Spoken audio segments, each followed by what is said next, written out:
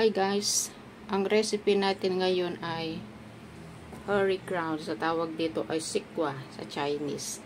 Ito guys, chopped minced pork, saka yung binabad ko na dry mushroom, saka meron din siyang preserved cabbage. Ito, yan ang medyo maalat-alat siya guys. So nag-slice lang ako. So ito, join lang natin dito.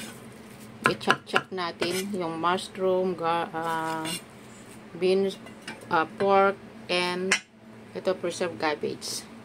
Tapos lagay natin sa sikwa guys. Yan. Makikita natin ang format niya mamaya. Ay guys, ayan na yung format ng ano ko. Tapos ito ang sauce niya ay oyster sauce, little sugar, and cornstarch. Ito yung lagyan minced garlic and spring onion. Fried muna natin guys. Yan pinaka-sauce na sa natin lagay dyan.